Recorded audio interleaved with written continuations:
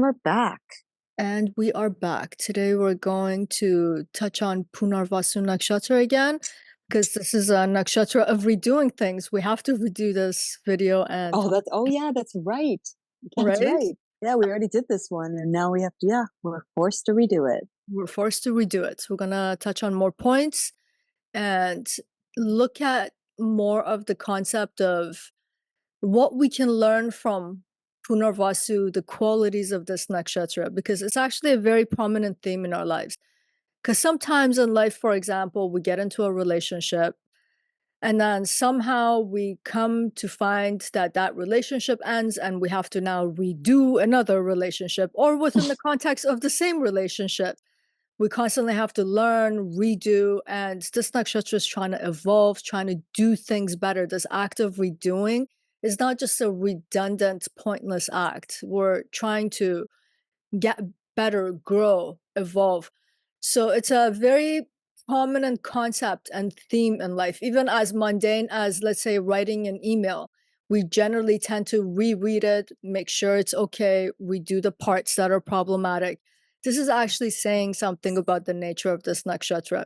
So I just wanted to kind of touch on these points and the kinds of lessons we can extract from this nakshatra, because it's telling us how to do this and what it's for. So every nakshatra, when we're talking about any of them, we have to consider the deity that's attached to this. The nakshatra is kind of like their abode, their home. This is where these gods, deities live. And if you walk into my home or if I walk into your home, there's a particular flair to that home, just by the fact that we are the owners of that home. We decorate it a certain way and we make it more functional towards the things that we do. For example, I'm a writer. There are a lot of nooks and crannies in this house that are made for my comfort to be able to sit and comfortably write. If you go to another person's house where, let's say, they have another kind of a hobby or some other kind of job, the house will be designed around that. So the nakshatras have the same feel. Depending on what the deity does, that nakshatra, that home has that kind of a feel. And when a planet goes into a nakshatra, for example, if you came into my house or I came into your house, we're kind of forced to change how we do things to correspond to each other's space. So when a planet goes there too, the planet might be fiery and spontaneous and adventurous and energetic like Mars, and then it goes to a place that is calm and wants to cultivate things and connect things, then Mars has to change its ways to be able to be a guest in this home. So we have to take Aditi and Aditi's qualities because it's determining what this nakshatra is like. And Aditi is the goddess of the infinite and the indivisible space. It is the medium that gives rise to all the emergent qualities of existence. And Aditi is the creator or the precursor to the four elements: air, water, earth, and fire. And based on the combination of these four elements, everything in existence that exists comes out of this. So we can see that it has a creative quality, it has a connective quality, it is a medium that wants to hold things together. And this concept of rearrangement of what happens inside of a space to give shape and form to things is talking about giving birth, and then what you give birth to lives its lifespan, it starts to decay, go out of existence. And then what Aditi does in this space is to bring it back, like reincarnating it. So the movement of this nakshatra is like circular, like, the recycling symbol that has flashes that goes around and around. Yeah. It recycles. Imagine the word re-cycle. So it has not just recycling stuff, but it's just keeps cycling. It's cyclical in that way. So this But is is there ever, yeah. so I was just going to say, so then is it just a continuous repetitive cycle? Yeah, just keep coming into existence, kind of go through a decay process, come out of the other end, like reformulated, made better to exist again. And it's Okay. So making, there's a improvement. yeah, it's making something comes into this world with a function. For example, It does what it's supposed to do. It starts to lose its functionality, get old. It dies, but it dies in a sense of it's trying to renew its functionality. So it comes back into existence with a function again. You know, we'll talk about this nakshatra has a lot to do, for example, with boredom, with being disenchanted. And because of these qualities, it can bring out a feeling of aggression, which makes us put on blindfolds and start polarizing things, which is actually not a good thing in this nakshatra, because when we do these things, we hinder this circular cyclical process that's supposed to take place in this nakshatra, so we can redo, grow, evolve, do things better, get better. And another thing to remember about Aditi is that the concept of her being indivisible is super important. This is a nakshatra that doesn't want to create divisions. It doesn't want to create conflict. It ultimately wants to create a sense of connectivity and unity between things. If you think about it, like the fabric of space, even in our local space of our solar system, the sun, even from a scientific perspective, when they give us these visuals of our solar system and the fabric of space-time, the sun is sitting in the middle. It's creating a kind of a dent in that fabric because of its gravitational and its mass, and all the other planets are orbiting around it. So the space is this medium that contains things, you know, it's promoting the concept of being indivisible and whole. This is something about prominent about this nakshatra worth remembering. And then just another note about Aditi being indivisible. Aditi's sister is called Diti. I mentioned this in the other video too. Diti means divisible, so it's that which divides. By the virtue of ending an A to that name, Aditi means indivisible. And let us for a second think about Aditi as being indivisible and being the mother of gods, because that's what she is. She's the mother of sky gods, sun gods, and they have their own nakshatras. And then Diti, her sister, gives birth to the Asuras. And when we think about the notion of God or gods, for example, what evokes in the mind is that indivisible, infinite, eternal aspect of existence. And then when we think about Asuras, they're anti-gods. They're always fighting against or at conflict with this eternality of the gods. So the mother goddess here in this nakshatra, if we were to emulate her, it wants us to create things that are whole, connected, all-encompassing. It's an act of love almost, you know? I mean, she is considered the mother goddess, and she gave birth to the 8 sun gods who are the gods of the local space. In the later text, she has 12 sons. So the 8 sons are the sons of the sky, and the 12 gods are actually the gods of the 12 local space, and we have the 12 zodiac. We'll talk about that maybe in another video. But this concept of her being so expansive in her nature and what this nakshatra is trying to accomplish and do is very important. And then once we'll start talking about the natives of this nakshatra, they can have these very grand ideas too. And that's why I'm saying, like, that idea of disenchantment and boredom with the mundane, with the everyday that you have to redo and the components of it comes in. The symbolism of this nakshatra is an arrow that's being pulled out of the quiver. So if we think about the action of taking it out and putting it back in, why were you taking out a bow? You had a target to hit. You know, there was the bullseye is ahead of you. You're supposed to take it out, shoot, hit your target, and then put the bow back in. So again, it's talking about that cyclical aspect of this nakshatra. And this nakshatra has an aim. It's trying to do something very specific. And what it's trying to do is, sorry, I just dropped something. And what it's trying to do is to bring something into existence. This nakshatra is connected in one of his sutras, is connected to the word arja, which means moist and wet. And what's new, like a newborn baby that's plump and cute and full of life, it's arja. As we get older, we become dry, and it has that vata quality. So this nakshatra is always trying to give rise to something new, moist, like that Ardra quality, the thing goes through its life process, and in that process, it starts to take the qualities of Vata, brings it frailty, it's taking that life force out of it. And when it gets to that point, the point here is to put it back, to put the bow back. That Vata now has to go through this recycling process again to come out as something with Ardra, with the wet and the moistness that's in it. Well, I was just going to ask you if it's basically you're taking the bow out Yeah. and getting ready to shoot. Yes. So isn't that also partly you're prepared, you're well read, you know your target, you've studied it, you've like learned everything, you've done everything repeatedly, and now you're ready to hit it?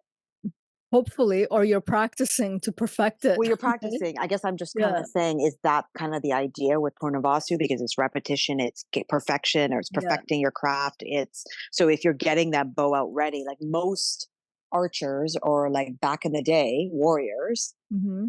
especially good warriors, they're not just like they know that when like they're just not going to shoot for fun. Yes. They're going to like know their target. They're going to know everything, their point, how to hit it, how to, you know.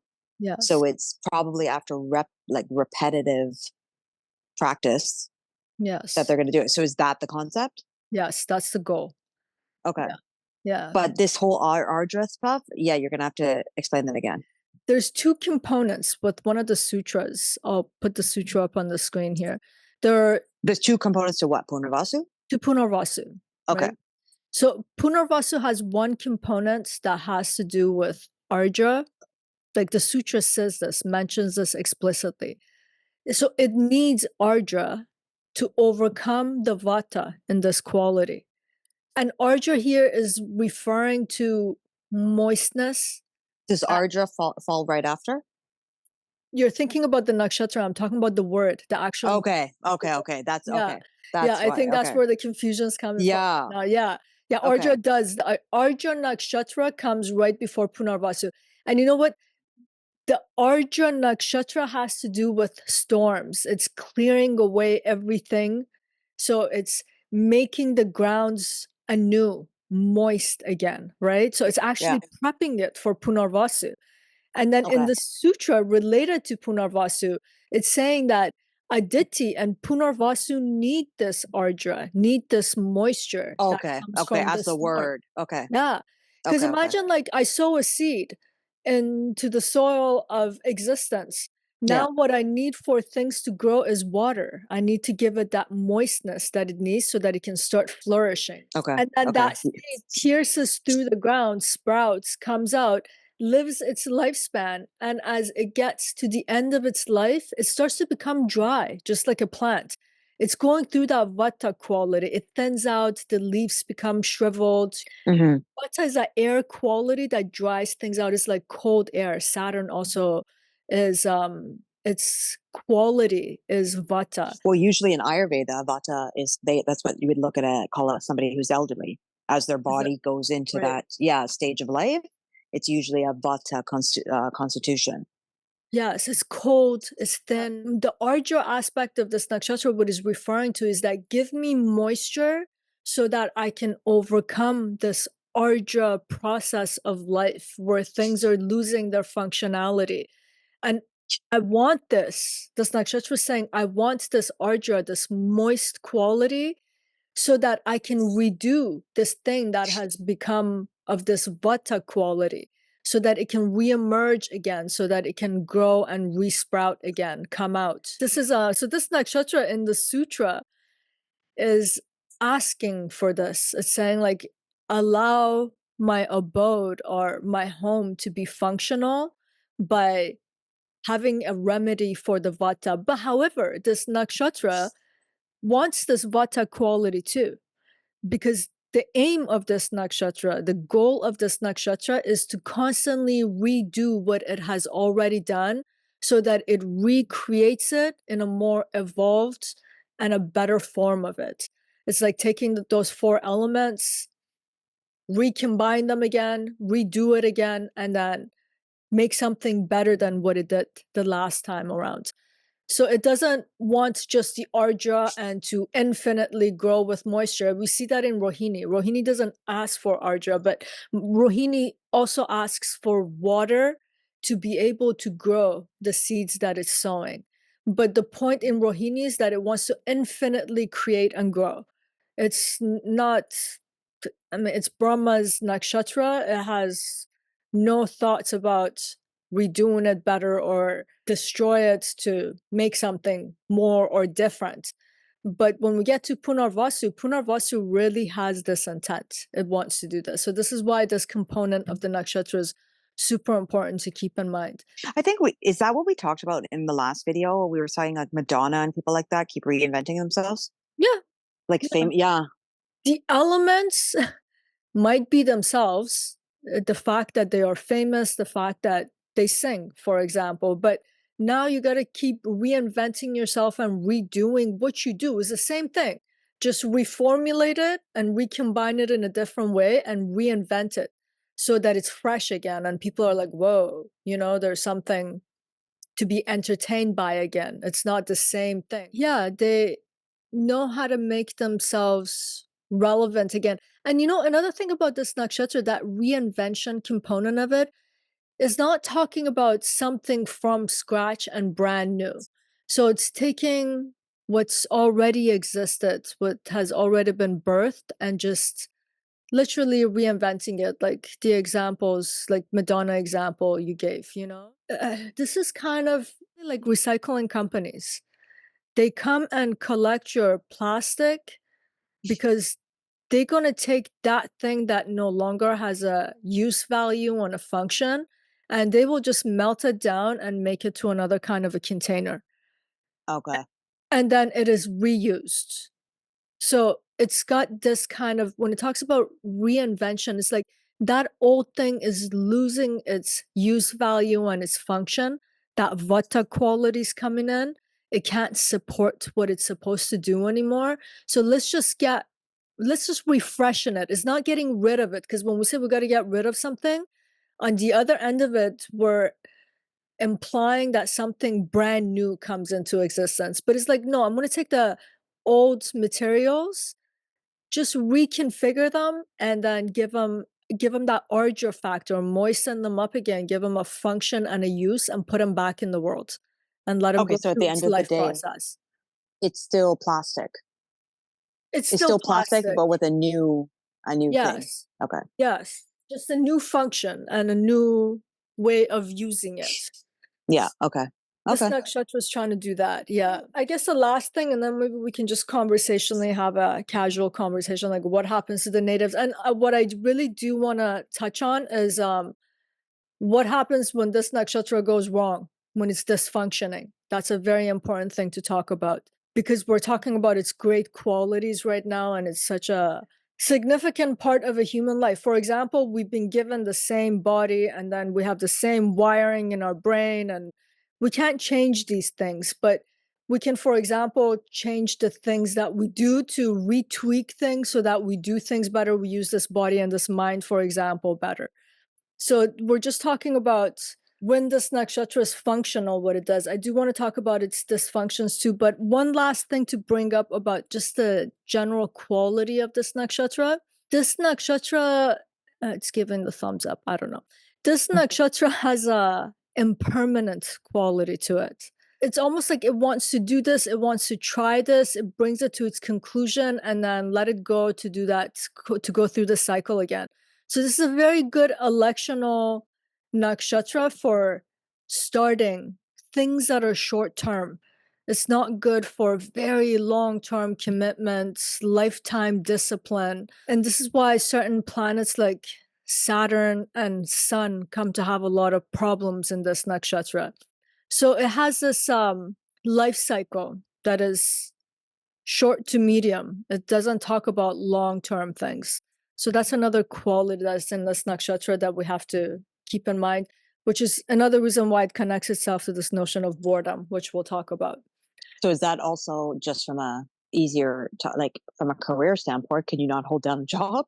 You could hold down a job, but the inner component of that job better have cycles within it, or the person's gonna feel very bored and disenchanted. In the last Okay. video, for example, one example that we talked about was, let's say someone's in marketing. Mhm. It's the same product. You just have to repackage and reinvent the message to be able to sell the same product. So it's actually really good for certain jobs. And then other jobs that have that redundant file in the paper, do the same Accountant. thing. Yeah, now put it over there, now put it over there, now put it over there. I mean, yeah, that is an active redoing, but there's that reinvented and evolutionary and growth process is not there. So the native can feel super stuck, disinterested, I can bored. definitely relate. I have a prominent planet there, and I would think I get bored quite easily. Yeah, you guys need something to you need to feel that sense of growth and getting better. That stagnation that can come from the redundancy of every day. It's like, what's the point of this? I don't see the meaning. Why am I keep doing it? What's the objective? And then this nakshatra is so much about the redoing that the native can actually glitch out on the redoing. Like even when they don't have to redo things, in Punarvasu, they'll insist that I got to keep redoing something. And then a sense of perfectionism can come with this nakshatra when it's acting dysfunctional, which doesn't let the person let things go and just move on to the next thing or to the next phase. They just want to get stuck in this one small space of how things ought to be done before they can move forward. So these are the qualities of this nakshatra when is acting a bit dysfunctional and it's glitching out. And certain planets will bring it out. A nakshatra on its own will never glitch out because that's just its nature. That's what it's trying to do. But when you bring certain transit by birth chart or through transit of planets, or the dasha of a certain planet suddenly gets activated, then you can start to see these dysfunctional qualities coming out of this nakshatra. For example, when you put Saturn here, Saturn is not a planet that promotes change and transformation and quick evolution. It's a planet that endures. The sustainability of Saturn is enormous. It doesn't want to change the status quo. In fact, Saturn can have a slant of being a little bit more traditional and historic and prehistoric. Whereas this nakshatra is like, let's be in the present with our gaze into the future, do this thing, create this thing, let it evolve and go through its life cycle, let it actually die so we can then recreate something new. Saturn comes to us like, no, I'm not letting go. I don't want to change. I don't want to redo things. So it creates glitchiness in this nakshatra. Or at best, Saturn can just glitch out on one piece and just keep redoing that over and over to a painful degree. For example, Mars will just be like, screw it, I'm bored, I'm done. The thing hasn't even started and Mars is just already severing and cutting. You got to let also things to go through their life process. Like you put a Mars in this nakshatra, the native has such a fear of boredom. Like some people, if you ask them what's the most dreadful state of being you can experience, they'll say boredom. Like I feel like I'm going to die when I'm bored. But Mars' solution here is not to work through things and let things go through their life process. It will destroy things before they give their fruits. And that's another problem to have in this nakshatra. So, yeah, different planets will just create different kinds of feelings, but we can't say the nakshatra itself is ever dysfunctional on its own. It's just what happens in there that can bring these qualities. It's like having a guest who can't obey the rules of your house. They're breaking things, they're making a mess. Even though they're trying to do good, they just can't follow the rules. But if you have this in like the fifth or the seventh, and it's not doing well, I guess you're gonna get bored of relationships or Like, let's say seventh, you just mentioned fifth and seventh, but let's go with seventh that has to do with marriage, right? This nakshatra innately and naturally doesn't necessarily have longevity within it. However, it's given us another tool set here. It's saying that, you know what, the nature of being in a long term relationship is all about change and evolution. You're going to change, your partner's going to change. Things are going to die. The way you guys were 15 years ago is not the way that you're going to be 15 years from now. So I'm going to give you the tools to constantly reinvent this relationship, to reinvent yourselves. So at a first gaze, it might seem like this nakshatra is not going to do well in the seventh house because it's just constantly like trying to cycle and recycle through things. You would think a person would have 3 million partners by the end of Yeah. one lifetime. But when it's functional, it's making the partner so apt at saying like, hey, babe, you've changed, I've changed. How do we need to redo this so that we work? And you Oh, want okay, that in a so it wants to relationship. work. Yeah, it wants to work. It doesn't want to do something brand new. It just wants to take what already exists and re-moisten it and just make it better. How do we, okay, when that cycle of our relationship went through its death process, how do we now rejuvenate it? And this nakshatra can really help, even though it's the same relationship. And usually those are the best relationships when the two people know how to do this. Otherwise, there's divorce and breakups and the But next if Saturn or relationship. Mars, if Mars is there, it'll just be a severance. You know, Mars in the seventh house is considered Mongolic already, Mm, right? So even if we take the nakshatra out, in one of the other videos, we were talking about the seventh house is like the house of the death for the ego identity, and Mars is so individualistic. So when you put Mars in the seventh house, it already has a hard time with compromising with other people. And then you put it in a nakshatra that's supposed to have the same thing just renewed. Yeah, Mars can go haywire unless if Mars is in a very dignified position in a great sign, conjunct a planet that supports it, getting aspects from planets that support it. This Mars will mature up and learn and get it. You know, it might even be the protector of that relationship. But if it's undignified and it's weak in that chart, it's going to create havoc. So we have to look at the whole chart in that sense too. But as a raw interpretation, yeah, we don't generally want Mars in Punarvasu or the seventh house. But if it's there, so be it. It's supposed to be there. That was our fate. And we just got to learn how to negotiate and navigate it. And then to learn about these nakshatras, we can self reflect about our own temperament and ways of being and start to understand some of the ways we glitch out and then what we can do. I think that's the beautiful thing about learning the nakshatras or astrology. It helps us understand our ways. Yeah. okay. But in the first house, then is it the same concept?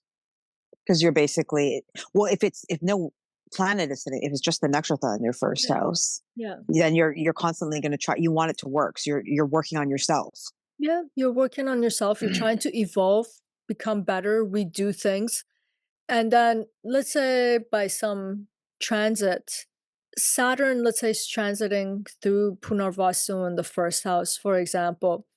That sense of becoming very self-critical becomes very prominent. Like, I need to change this. And yet Saturn's not accommodating the change.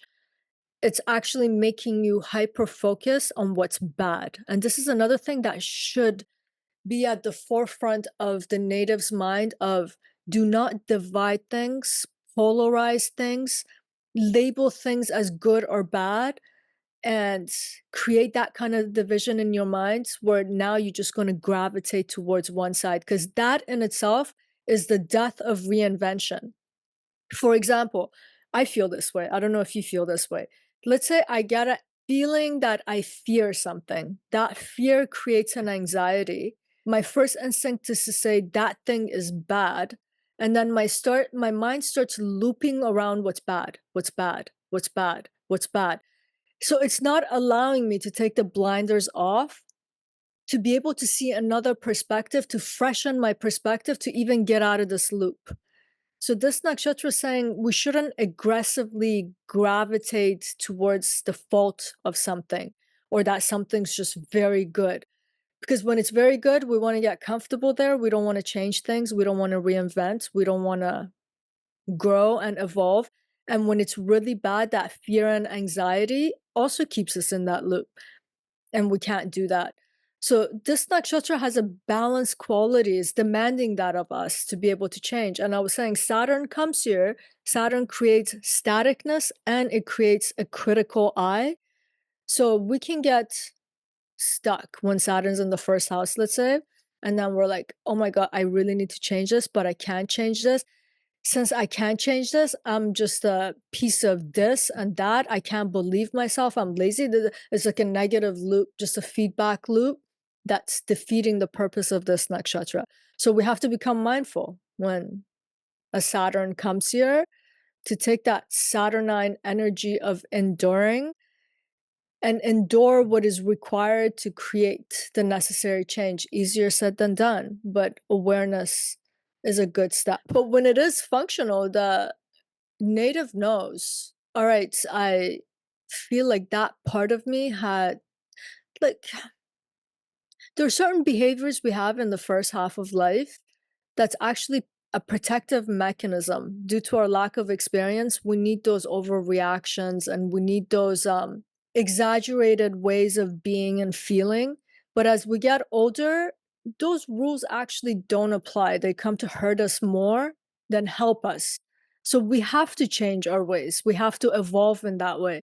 It's like a sense of understanding of, yes, that kind of anger and outbursts used to protect me against these kinds of people that were constantly in my life. But today, those people are not in my life, but I'm still approaching people with the same kind of aggression. Maybe I need to change my ways to have more harmony and peace and tranquility in my life. Punarvasu will allow us to, this nakshatra is about, let's see that, let's change that, let's evolve. And when it's functional, it's very apt at doing this. It's actually beautiful to be able to do this.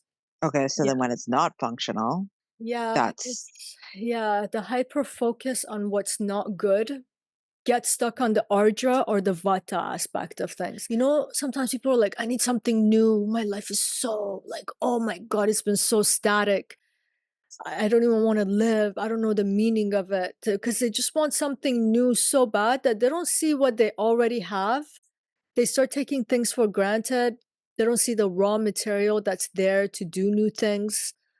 It's just like, let's throw the baby out with the bathwater type of thing and start anew. And this nakshatra doesn't want to do that. There can be a hyper focus on not wanting what you have, all the things that have happened to you, how life is.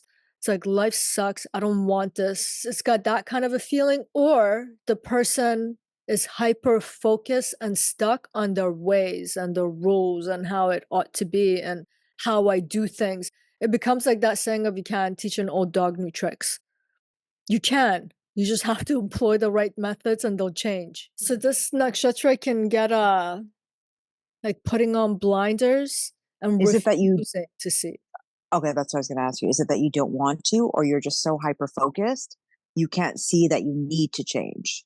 You Like, know, is it a purposeful thing or is it it's a dysfunction. The native wants to change, okay? but then there's a part of them that's glitching out. It's like, I truly believe this. Whoever that knows better does better. So there's a sense of not understanding that their own way is hindering their ability to change and to have something better. They're just so hyper focused on one component that they can't see that's just one element in the mix of other elements in life, and you can recombine it. You use the word pivot in our last video. Pivot and just do things differently. Okay, so they are aware though of this dysfunction. Because they're feeling the anxiety and the pain, right? But they're not feeling it as it's the nakshatra, or that because I'm not reinventing myself. They're seeing the world as a problem. They're seeing how something's not going their way as a problem, but they're feeling it 100%. This nakshatra brings tremendous amount of anxiety when it's not working well, because the desire is so, this nakshatra is bringing that innate desire of, I need to do this thing and I need to do it well. The outcome needs to be good. I need to get better by the end of this. Everything needs to get better. So the desire is there.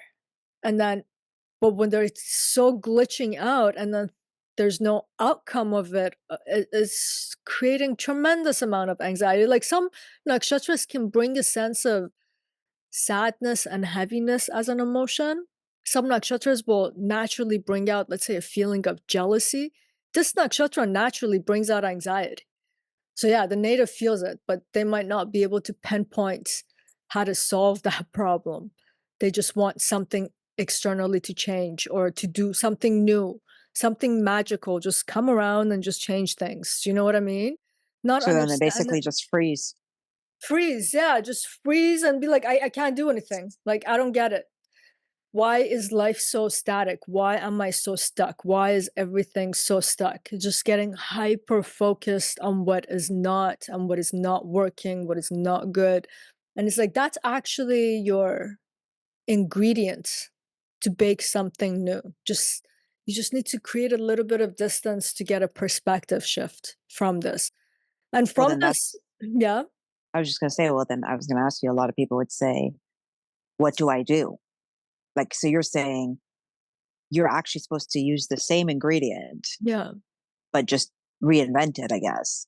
So yeah, if it's a marriage, don't throw away your marriage. yeah, Work on fixing your marriage. If it's a job, yeah. or if it's whatever, a task, like in the sixth house, I'm guessing it would probably be crazy because you're doing repeating the same thing over and over again. Yeah, very redundant.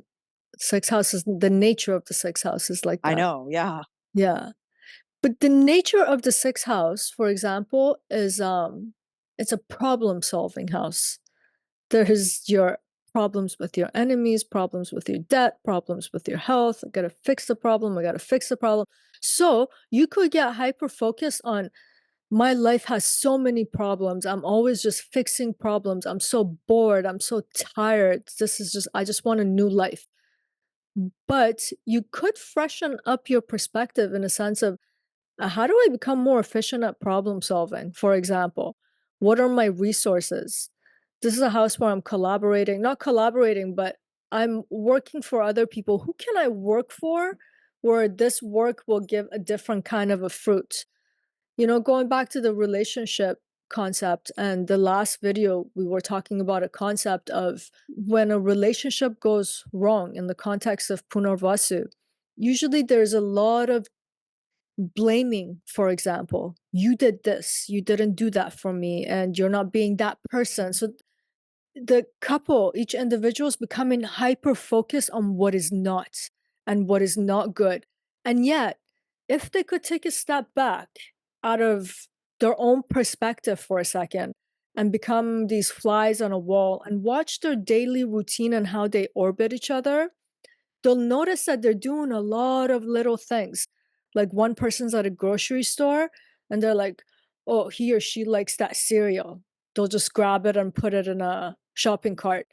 Or I'm making my own coffee and I'm like, she likes her coffee in the morning or he likes his coffee in the morning. Let me make the coffee.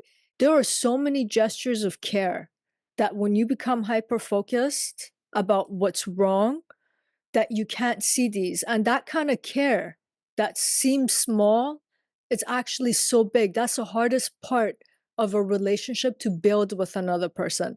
That's what takes time to become so aware of another person to a point where they sink into your heart that it becomes part of your own instinct to do these things for them. You know, that's not something to be taken for granted.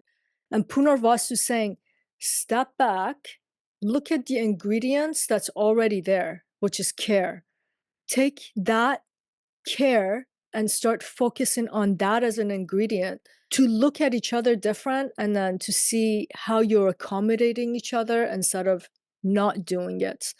This is the beauty of this nakshatra.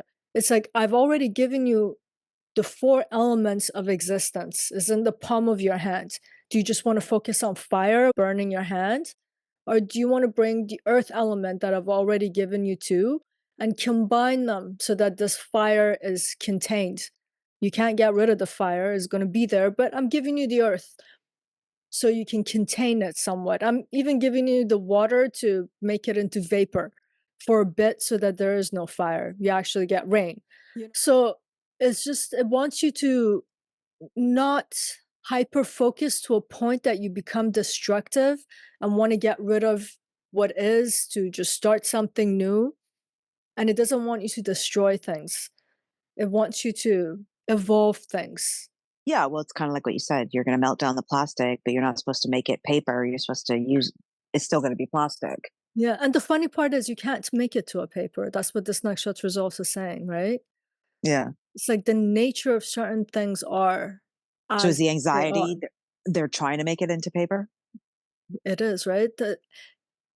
When I think about a lot of times in my own life, when I had severe negative feelings, it was from lack of acceptance about what is. So yeah, this nakshatra is saying, I'm not giving you anything new. You're going to have to work with what you got. What do you got? And if the person's like, but I don't want what you give me, this nakshatra goes silent. Then deal with it. And then the person goes into this loop of, I don't want this. This sucks. A person can get into a destructive mode. Let's say you have a Mars here, start sabotaging everything in their life. Yeah, you can get these kinds of behaviors or ways of being in this nakshatra. But yeah, maybe we should talk about Mercury for a second in this nakshatra, and actually something that can go wrong in this nakshatra. Even though Mercury does well, I like Mercury in Punarvasu. Mercury is agile, Mercury is ever changing, ever moving.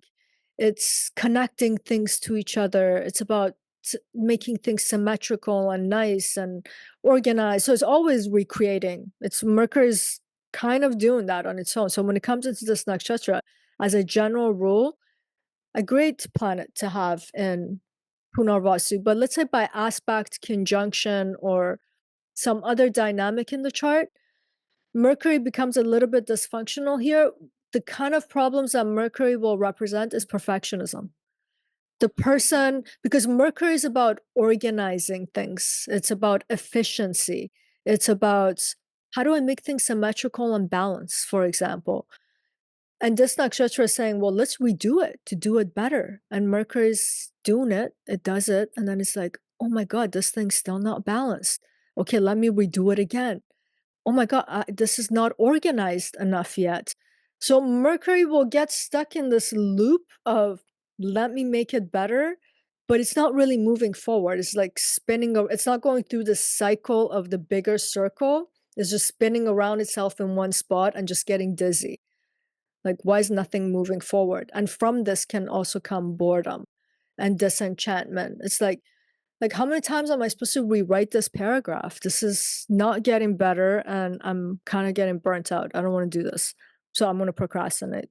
This is something that happens in this nakshatra. Okay, if it's not going to change, then I don't want to do anything. I'm tired. Yeah, well, like I I'll was just saying, take a break.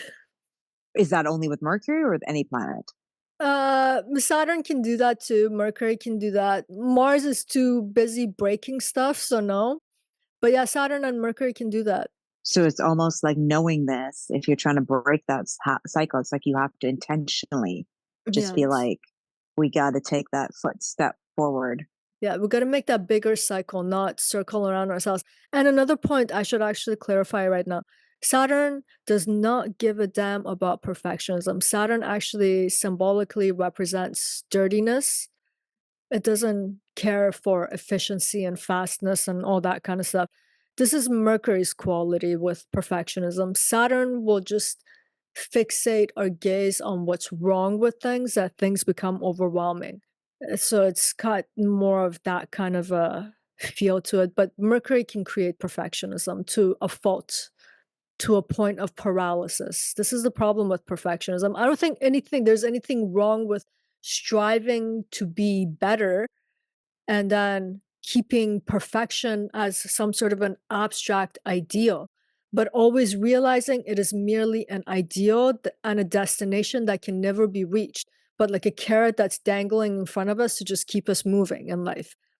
But Mercury can literally believe this, that destination could be reached, that things could be perfect, that I could do them perfectly. And because of that, Mercury is just like, poor Mercury's getting burnt out. Yeah, I would say this nakshatra, what we need to be aware of in terms of when Punarvasu becomes dysfunctional, is this notion of disenchantment, because the persons keep redoing things, but they're not seeing that evolution and transformation, the results that this nakshatra is trying to produce. Another negative component is that perfectionism that can come here with certain planets, because they're trying to redo with the objective of really perfecting that thing, when the point is just do what you can with what you got, go through that bigger cycle, and move on, let it regrow and just naturally evolve. They want to force the evolution. That becomes a problem. And then applying aggression in terms of fixation on things, which actually polarizes and separates things and creates disjunctures and disconnection. And that doesn't help the growth process in this nakshatra. An example of this, it seems like I'm stepping out of the boundary of the nakshatra's description, but I feel like it applies. In Western medicine, when you have a problem, they only look at the symptom and how to treat the symptom as if it's disconnected from the whole of the body. There's just this fixation with the disease. It's like, well, there are other parts of the body at play and the mind, everything's contributing. You can't just fixate on that. Like when you look at chemotherapy, great, it will get rid of cancer aggressively, but it's destroying the entirety of the body too. It's like sticking a Mars in there, right? Punarvasu is saying, I really want to keep the connective tissue of everything. Don't fixate just on what's wrong. Because when you do that, you're going to destroy all these other ingredients, the entire medium that's holding these ingredients. Don't do that. Look at the whole thing. Don't polarize, don't divide. It wants a holistic look at things. This is another beautiful thing about Punarvasu Nakshatra. It's a holistic nakshatra. It's the mother goddess. We shouldn't take that notion of mother lightly in this nakshatra. She's the mother of all of the sky gods, all the luminaries that illuminate things. Her objective is to keep that wholeness, the eternal, the infinite aspect of things, even though there are a multitude of changes and cycles that are happening within it. This is another component to remember about this nakshatra. When it's malfunctioning, we need to become more holistic. And when we do that, we can actually take a step back, look at the big picture, and see how we're dividing and chopping things up and not allowing us to see how everything's working together, so that maybe we just change the position of this thing relative to this thing so that things become functional. Does that make sense? It does, but I wonder if it's as easy as the human can seem, right? For anyone Oh, who I has this don't. placement. Like I said, I have a prominent planet there. Yeah. And so, yeah, the repetition is definitely Yeah. something. Yeah. The beauty of having a birth chart with all of the signature that's in it, with all the planets, yes, some of them might be even rough, but the beauty of that is that, and let's say we live long enough, how often in life could we say there are things that are consistently a part of our lives? Because when things consistently stay there, they allow us to get better at those things too. Do you know what I mean? Hmm. They're like soul lessons. We often look at our struggles as things that we just want to get rid of, but those struggles are really refining us and cultivating us to become something better, because the problems are actually consistently there. So they have our attention and we're constantly attending to them. And that's the way to grow things, anyways. But yeah, when we're in the midst of the havoc of our especially internal feelings and external happenings in life, it's hard to see things, but it's our job to do it, because when you have these signatures, it's constantly happening. It's when you look at the themes and patterns of your life, it's just always there. What is there to do in life other than eventually try to understand it and then find some sort of a remedy in terms of how we can do things differently or better and evolve through it, which is the essence of Punarvasu anyway. What planets do really well then? I guess everything else. Jupiter will do well here, and Jupiter is the Dasha planet of this nakshatra, Brihaspati. And then it's important to remember Jupiter's element is space and ether, and this is space. So it creates that kind of an expansion. It creates opportunities in this nakshatra. Is a benefic planet, which is also about wisdom. So it gives us that wisdom to know when the time for something's over and what is the way to rejuvenating this thing or to let it go through its cycle. And then Venus will do really well here because Venus is about union, connection. So that holistic component that's in this nakshatra, Venus will very much support that. Mercury will do well here because Mercury has some innate qualities that it's like the inherent qualities of this nakshatra itself. So it's complementary. And the moon, I said this in the last video too. Moon is the most apt planet at knowing what it means to change and transform, to go through this cycle and have the cyclical nature of coming into being, that Ardra component, and then becoming dark and going out of being and then redoing. So moon has just a natural comprehension about the nature of this nakshatra because of its own nature. And then the three planets that really have a hard time going along in this home, and they tend to break things or not come out of their room at all to sit with other people and have dinner, is Saturn, Sun, and Mars. These three planets have a rigidity to them where they don't know how to accommodate the fluidity of this nakshatra. For example, it's about authority figures, is about stability, is about being regular and reliable. It just shows up. You always know it's has a consistency to it.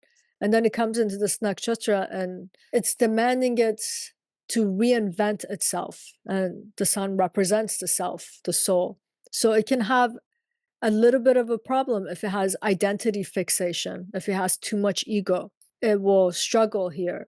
I already explained Mars. Mars doesn't understand that just because you are bored at this juncture of the cycle, it doesn't mean you just break it up and trying to find something else. You have to go through the whole thing.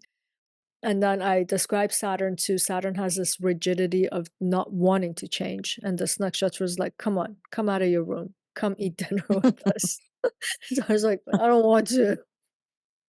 I think we've all been in that position, regardless of Saturn being there. Yeah. It's like, I don't want to. I'm just like I'd rather be hungry. I'd rather be grumpy. I don't want to change, you know? So Saturn can give us this kind of a feel in Punarvasu. And then the nodes can create impulsiveness, compulsions. Take Rahu and this concept of redoing things. It kind of has that Mars feeling to it. The degree of boredom will be high, and I just want something new. Why doesn't this thing regenerate itself? Why are we not there? I want that. So, and then Ketu can have almost like that Saturnine quality, but in terms of almost indifference. And then this is the house of the mother goddess. The mother is denoting attention, attentiveness, nurturance. Ketu is not about this. Ketu is just kind of like, whatever. Like if it wants to live, I'll live. If it wants to die, I'll die. So it doesn't engage our intentionality to actually engage with different facets of life, to push things along, to move things along. So that becomes a little bit problematic with K2. So generally, we could describe the planets in a nutshell like this. And there are a shorter version of it on Instagram, whoever that wants to go and read about them or to read more in depth on the website. Yeah. Do you have a specific nakshatra course? Yeah, I do. Yeah. Yeah. Okay. My favorite nakshatras. Yeah, Especially, I'm guessing. sorry, go ahead. No, I was going to say, I can see that. Yeah, because the planets do this too, but we just, I feel like we talk about the planets more casually. The nakshatras, I don't know why, they demand a kind of a respect, reverence, and depth to be understood. Like once when you first get introduced to the nakshatras, they're kind of confusing because you just read a few lines and you're like, well, what is this supposed to mean? But once when you get into all the narratives and you get into this tradition, you learn about the deities, and it's like describing life and existence unlike anything else. It's crazy. And even if we don't have a certain nakshatra, we still deal with that theme in our lives. It's a prominent life theme that's defining what it means to exist, to be human.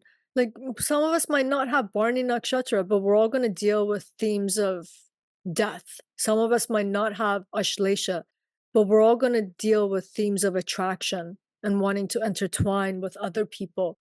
So when we learn about them, they give us such lessons about what it means to live and to live well when we understand the dynamics of that part of life or that sphere of life. That's why I really love the nakshatras and existence. If you want to get really deep, like what is existence? What are its components? What is it made of? Oh, What is that is a part of that course or is that a separate course? Yeah, because my nakshatra courses at the moment, I'll do a group course eventually. It's one-on-one. So there are some people who have more of a esoteric gaze, some people are more metaphysical, some people are more technical. So I go with the student's heart's desire. That's part of my thing that I try to understand, and we'll try to learn it that way. We have to learn the basics. That's always the fundamentals always have to be there, but once when the fundamentals are learned, there's an exploration about it's telling you something. If you believe in God, it's telling you something about the nature of God, God's life, self, the world. It's so rich. I feel like you can spend 100 lifetimes and just scratch the surface. Like Punarvasu is a theme of our everyday lives in every sphere of our life. Even if we don't have this nakshatra, it's saying something about the nature of existing. And not just as a human, because you see this in nature. Look at the seasons. Redo, redo, redo. Do you know what I Oh, mean? yeah. Yeah. Every species, it's just having offspring, evolving, redo, redo. The planet is orbiting around itself, is orbiting around the sun. It's everywhere. It's not that it's just in our chart sitting at a certain place.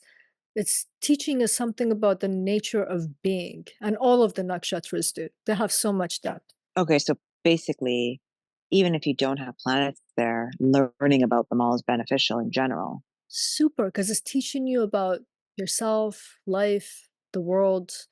And if you're interested in the beyond, definitely the beyond. Yeah, it expands our horizon. Because even when we look at this nakshatra, for example, on a mundane term, we say this nakshatra is not good for aggression. So a person can just take that like you shouldn't be angry in this nakshatra. But this nakshatra is telling you why is not good for aggression. Because if you try to redo things and you're trying to get better, you can't be fixated on a problem, So, and we know that anger makes us hyper focused. That's what Mars does. It's the adrenaline, it's all the dopamine that we get. Blinders go on, and we're just hyper focused on one thing. Even the pace of time changes. Like in an accident, everything slows down suddenly. Is because of the release of these hormones that are related to Mars. And when that happens, that hypervigilance that comes in that moment, we can't think about like, did I feed my dog? Oh my God, it might be starving right now. Nothing matters. And Punarvasu is saying, like, okay, if you want to use that method, then you can't understand the totality and that holistic perspective that you need to understand how to pivot, how to change, how to reuse, how to redo. This is why I'm telling you, in life, as a human life, this kind of aggression is not good in my home. That doesn't help you in my home because I don't accommodate that. I don't use that quality in my house. You might be able to use it in another nakshatra, but not here. So yeah, it's teaching us about how, when, where, why, who, all the W's and the one H. Yeah. Yeah, no, I guess that's interesting because I think a lot of people, unless, like you said, like someone like me, I'm interested in the beyond, to be honest. Mhm. But I don't think I always was. I think maybe it's just come up in the last few years. Otherwise, most people are just like, oh, well, I have moon here, or I have something here. Yeah. I just want to know about that specific. That's a start, right? Because when people do that, there's a self-interest about their destiny and destination, which is keep actually bringing them back to bigger ideas. And then there comes a point in life, like the way you're saying too right now with your own experience, where you're like, you know what? I actually want to understand something about the beyond. And I think you get there because you keep referring to some bigger picture system or method. I think a lot of people that go to like temples and churches when they're young, they don't understand its function till they're much older. But by the virtue of the fact that they went, even though they didn't understand what it meant, eventually it comes to help them understand and define a lot of things in life that makes life better for them. I think astrology kind of has that function too. At first, we just come to it to be like, oh my God, am I going to stay in this relationship? Am I going to be wealthy? Am I going to meet my person? And then eventually you'll see that these are not the end points, you know? But you had a reference point that could expand your horizon eventually, which is okay. It's definitely interesting. I mean, like you said, it also applies generally to the world, to Yeah, and different facets of the world. Like take Jeshta, for example, with Indra. Look at our today's political narrative that's so prominent. You want to understand that part of life, study Jeshta. It will tell you so much. Study the Ashadas, Purva and Uttara. Yeah, it's just all of them are covering some facets of the world in such an extraordinary way. I don't even know any other system. And my background is anthropology, so have studied a lot of different cultures and ways of looking at things, bar none. The Vedic tradition and the ways that they have systemized it and the philosophy that's come out of it, it's incredibly descriptive about the nature of the self, the nature of the world's existence, and beyond, where you can just go for infinity and eternity, like Aditi. the joys of Punarvasu.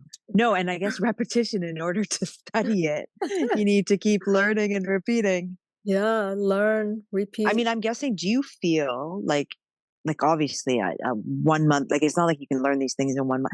Like Yeah. how long? I guess everybody's different. I don't think there's an endpoint of learning because of the way it can connect itself to you can learn the basics of it very quickly. But in terms of how is this a description of the self, the world, and existence, it's a lifetime of contemplation and things just come to mind. The connective tissues are eventually made. You know, I was saying like Punarvasu, you can see it in the change of the seasons and the reproductive component of all the species and regenerating. And then sometimes you're just sitting and then you're paying attention that, hey, it's the seasons are changing. I can smell it. It's making me feel a different way. I feel like I need to do a different way. And then all of a sudden, your mind's like, Punarvasu. And then from that is like a portal opens, you know? And then you're learning new stuff. So I don't know where if there's an end point of the learning, but to learn the basics so that you can let the emergent property of the mind, which is also a space with its own components to come forward. It's yeah, you can learn it, but you just got to be open to constantly have the emergence of new knowledge and wisdom to come through. Yeah. And I think in order to translate it and to understand what it means in a chart, you have to go beyond just the basics. You have to start studying the actual text about the narratives of the deities and really contemplate like what are they describing? How does that transpose itself and manifest as human experience? And I think that takes a little bit of time. All of it takes it. Nakshatras take a little bit of time. I literally did not feel that I was at liberty to talk about the nakshatras for like 10 years of studying it. It's because there was so much. But I don't know, do we have anything else to talk about, or shall we wrap up Punarvasu for today? We did it. Unless we have to repeat it again. You know what? I'm sure we will at some point. Yeah, Probably. through some transit. Actually, I don't know if this video is going to come before or after, but Mars's retrograde, it's going to go through Punarvasu, Pushya, and then it's going to station in Pushya. It's going to go back to Punarvasu, station in Punarvasu, and then progress forward and move on. So it's going to go over Punarvasu and Pushya 2 times. So it's going to, these 2 nakshatras are very much going to be highlighted for us. And that quality, that Martian quality that I was saying that can be challenging in this nakshatra is going to be highlighted for us. There's going to be a great amount of urgency to get things done, to get rid of it now, to do it. And in some cases, that's exactly what we need, because we've gotten to a point where we're actually supposed to get certain things done in life. And Mars here with its retrograde is going to intensify that feeling of like severing it, ending it, doing it once and for all. I'm done. So, but then for other people, we can't be hasty in life. You know, it's maybe that's not the time to cut things off and to just discard and get rid of it and eliminate it. Every person's chart and within the context of their own narrative on life, this Mars is going to have a different meaning. But in general, other than Ardra, I really like Mars and Ardra. Yes to Mars and Ardra. But Mars and Punarvasu and in Pushya, both which are softer nakshatras, will bring challenges, and we have to exercise our power of discernment, dig to the wisest part of us, not to destroy things too fast, not to abort a project too fast, and then understand that hey, it's really time for certain things to come to their conclusion. Do it, get rid of it in life. It is time for it. And Mars will also support that through this retrograde.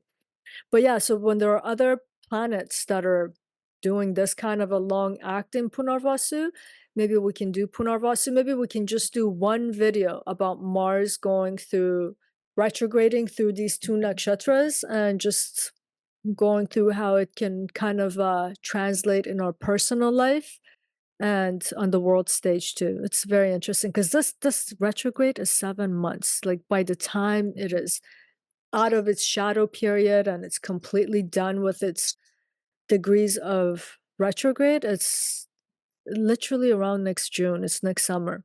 So we're in it. We're in it as we speak. Yeah, so maybe we'll talk about that and talk about Yep. Punarvasu again. Yeah. Well, that's its namesake, or that's what it's meant for. Yeah, redo, but make it better. Well, we got to strive every time. Well, yeah, because every time you're adding more and more info. We covered way more grounds than last time, that's for sure. We did better this time. Yay! Yes to Punarvasu. So it's functional. Yes. Thank you, Aditi. Yes. Okay, so shall we wrap it up here for now, for today? Sounds good. And we'll see you guys soon. Much love. Till next time.